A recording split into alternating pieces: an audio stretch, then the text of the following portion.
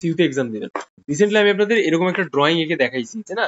বিগত 2 দিন যাবত টানা একটা প্র্যাকটিসের থ্রুতে আপনারাও বাসায় বসে প্র্যাকটিস করেছেন এই ড্রয়িং এর ভ্যারিয়েশন কিভাবে আঁকতে হয়, লাইন ব্যবহার, ডাইমেনশন সবকিছু, কম্পোজিশন। তো আপনারা যারা সিইউতে এক্সাম দিবেন, সিইউতে মোট 2 টাইপের ড্রয়িং আসে, ঠিক আছে? সিইউতে হচ্ছে আপনাদের 2 টাইপের ড্রয়িং আসে। প্রথমটা হইতেছে কি, একটা স্টিল লাইফ। এটা খুব কমন ব্যাপার। আর আপনারা হচ্ছে অলরেডি স্টিল লাইফ সম্পর্কে আমার কাছে শিখেছেন। তো কেমন এই স্টিল লাইফ? এই স্টিল লাইফটা হইতেছে যে আপনার সামনে কোনো পটারি দিয়ে দেওয়া হবে, কোনো সবজি, কোনো ফল বা কোনো সবজি ফলটা খুবই এক্সেপশনাল থাকে, ম্যাক্সিমাম পটারি দেওয়া থাকবে, কোনো গ্লাস বাটি গুটি এরকম। ওটা দেখে দেখে জেনারেলি আপনি আপনার মতো করে আঁকতেছেন। আপনি চট্টগ্রাম ইউনিভার্সিটি চারুকলার ড্রয়িং ক্লাস এমসিকিউর পূর্ণাঙ্গ প্রস্তুতি নিতে পারেন এবং তাদের মতো সাকসেসফুলি কিন্তু চান্স পেতে পারেন আমাদের আনঅফিশিয়াল একটা অনলাইন প্ল্যাটফর্ম থেকে। কোর্স অলরেডি রানিং রয়েছে, free of cost. Online exam দেওয়ার জন্য আমাকে সোশ্যাল মিডিয়ায় নক দিন। ঠিক আছে? সো এইটা আপনারা একটা রুমে, মাঝখানে হচ্ছে এই টেবিল থাকবে, টেবিলের উপরে অনেক কিছু সাজানো থাকবে। আর এই রুমটাকে কেন্দ্র করে বাইরের চারিদিক থেকে আপনাদের বসিয়ে দেওয়া হবে, ঠিক আছে? চারিদিক থেকে স্টুডেন্ট, প্রত্যেকটা স্টুডেন্ট এরকম এরকম ঘুরে ঘুরে বসবে। তো যে যেই সাইড থেকে দেখতেছে সে হচ্ছে সেই সাইড থেকে স্টিল লাইফ টাকাচ্ছে। এইটা হইতেছে আপনার কোয়েশ্চেন নাম্বার 1, যেটা চট্টগ্রাম ইউনিভার্সিটি চারুকলার জন্য আসে। এবার কোয়েশ্চেন নাম্বার 2 যেটা আসে সেটা হইতেছে আপনার কি, একটা, আমরা অ্যানালিটিক্যাল ড্রয়িং করি বা ইমাজিনারি ড্রয়িং অনেকে বলে।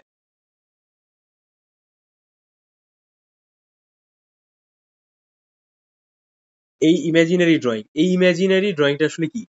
এইটা হইতেছে যে আপনি যখন কোনো কিছু আঁকাচ্ছেন তখন আপনার ইমাজিনেশন ভিউজ ইউজ করে আপনি আঁকাচ্ছেন, কিন্তু এই ড্রয়িংটার জন্য আপনাকে কোনো রেফারেন্স দেওয়া হয় না সাধারণত। এখন এই রেফারেন্সটা কি?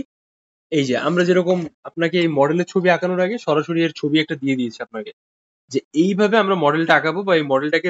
আপনি খুলনা ইউনিভার্সিটি চারুকলার ড্রয়িং ক্লাস এমসিকিউর পূর্ণাঙ্গ প্রস্তুতি নিতে পারেন এবং তাদের মতো সাকসেসফুলি কিন্তু চান্স পেতে পারেন আমাদের আনঅফিশিয়াল একটা অনলাইন প্ল্যাটফর্ম থেকে। কোর্স অলরেডি রানিং রয়েছে, ফ্রি অফ কস্ট।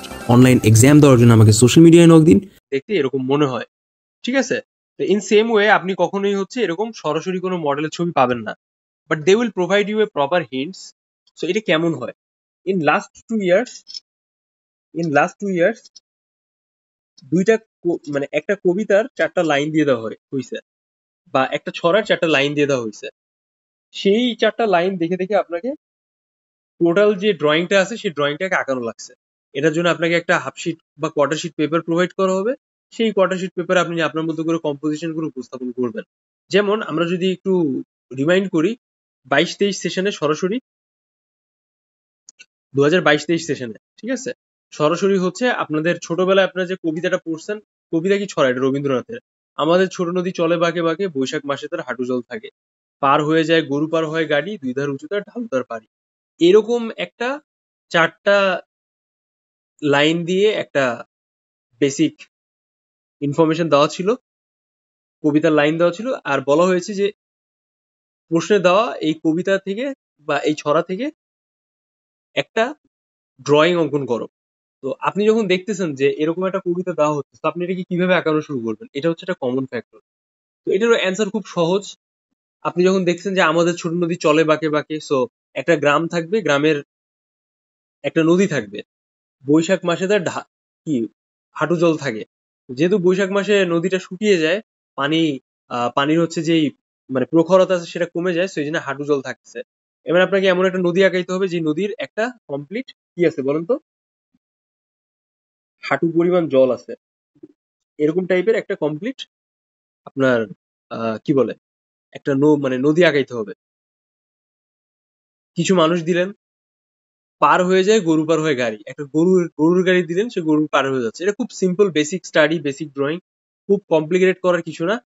আপনার ওভারঅল একটা ধারণা নেওয়ার চেষ্টা করতেছে। এটা আপনি ইমাজিনেশন ড্রয়িং এক্সারসাইজও বলতে পারেন। তো দেখেন আমি আপনাদের একটা প্রপার 9টা থেকে 10টা ছবি দিয়েছি। সেই ছবিতে আপনি দেখেন ওইখানে একটা কবিতা আছে বা ছড়া আছে, সেই ছড়ার সাথে সাথে একটা কমপ্লিট ড্রয়িং টাইপের বা একটা পেইন্টিং টাইপের করা আছে। সো আপনি যদি ওইটা দেখে দেখে ট্রাই করেন, আপনি কিন্তু সরাসরি একটা ভালো আন্ডারস্ট্যান্ডিং পাবেন।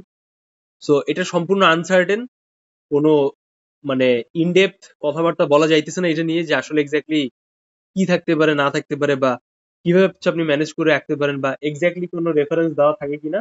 রেফারেন্স হচ্ছে ওই কবিতা 4টা লাইন। তারপরে লাস্ট সেশনে, মানে 23-24 সেশনে যেটা এসেছে সেটা হচ্ছে কি বলুন তো, সেটা হচ্ছে যে বাঁশবাগানে মাথার উপর চাঁদ উঠেছে ওই মাগো আমার ষোলকবেলা কাজলা দিদি কই। তো দেখেন ওইখানে আমি একটা সরাসরি ওই চট্টগ্রাম ইউনিভার্সিটির প্লেলিস্টে ব্রেকডাউন করেছিলাম এই কোয়েশ্চেন।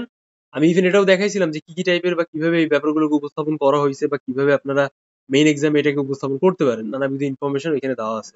তো সেম ওয়ে বাঁশবাগান থাকবে, তার মাথার উপর চাঁদ থাকবে, একটা রাতের এনভায়রনমেন্ট, একটা মহিলা আছে, তার কোলে একটা বাচ্চা আছে, শেষ। তো খুব সিম্পলি আপনি ওইখানে যাবেন, ওই রেফারেন্স যেটা আমি দিয়েছি আপনাদের, সেই রেফারেন্স দেখলে আপনি সরাসরি বুঝতে পারবেন যে how can you draw all this types of drawing. Okay, তো মেইন ঘটনা যাই হোক না কেন, সবকিছুর মূলে রয়েছে ফিগার। সো ওই ফিগারটা আপনি আঁকতে পারেন কিনা, এটাই হচ্ছে মেইন ঘটনা এখানে। এখন এটার জন্য আসলে যা যা করা প্রয়োজন সেটা আপনাকে করতে হবে। অ্যাট দ্য সেম টাইম এই 2 টাইপের ড্রয়িং আপনাকে আঁকতে হবে। টোটাল স্কোর হচ্ছে 20 মার্কস। আপনি সময় পাচ্ছেন 1.5 আওয়ার। আর এর ভেতরে ইনাফ টাইম আঁকার জন্য। আপনাকে একটা রুমের ভেতরে একটা লিমিটেড স্টুডেন্টকে বসিয়ে দেওয়া হবে, আর বলা হবে আপনার এটা আঁকেন। যদি স্টুডেন্ট সংখ্যা অনেক বেশি থাকে দেন সেই অনুযায়ী তারা এইভাবে সাজাবে। যেহেতু লাস্ট 2 ইয়ার্স এরকম আসতেছে, সো আমরা এটাকেই কমপ্লিট করে ধরে আঁকানোর ট্রাই করতেছে, সবাইকে দেখাচ্ছি যেন সবাই নিজেদের কাঙ্ক্ষিত যে প্র্যাকটিসটা আছে সেটাকে কাভার আপ করতে পারে। তো এইটাই হইতেছে মূলত চট্টগ্রাম ইউনিভার্সিটির কমপ্লিট এক্সামের কোশ্চেন প্রসেস, স্কোর, টাইম কত থাকে, কিভাবে আপনি আঁকাবেন। বাট আমি যে রেফারেন্স গুলো আপনাকে দিয়েছি সেগুলো কমপ্লিট করে আপনি মোটামুটি ভালোভাবে আঁকতে পারবেন। এবার আমার একটা ধারণা আছে, এবার রবীন্দ্রনাথের একটা কবিতা ছিল, ছোটবেলা আমরা পড়ে আসছি, যে মনে করো যেন বিদেশ ঘুরে মাকে নিয়ে যাচ্ছে অনেক দূরে, তুমি যাচ্ছ পালকিতে মা চড়ে, আমি যাচ্ছি রাঙা ঘোড়ার পরে টকবগিয়ে তোমার পাশে পাশে, তোমার সাথে সাথে। তো এই একটা বেসিক একটা কবিতার 4টা লাইন আছে। আপনি একটা পালকি আঁকলেন, কয়েকটা মানুষ পালকিটা নিয়ে যাচ্ছে দূর পজিশন অনুযায়ী, আর আপনি যে সরাসরি একটা কমপ্লিট একটা ছেলে বা একটা মহারাজা টাইপ কাউকে আঁকার চেষ্টা করলেন, এটাও হইতে পারে। বা আপনি বেসিক একটা মানুষ আঁকলেন, এটাও হতে পারে। But before doing that you have to understand যে how to do a proper figure drawing. Overall specific জায়গায় স্ট্র্যাটেজি গুলো কি কি আছে, কিভাবে আপনি বিষয়গুলোকে অ্যাডজাস্ট করবেন, হ্যাঁ, এরকম নানাবিধ ব্যাপার। যদি আপনি এই বিষয়টাকে ধরতে পারেন, এরকম একটা কমপ্লিট ফিগারটাকে যদি ধরতে পারেন ইন এনি হাউ, দেন আপনি যে কোনো টাইপের ফিগারকে আঁকাইতে পারতেছেন। তো এটাই হচ্ছে মেইন ঘটনা এখানে, এছাড়া কিছুই না। ঠিক আছে?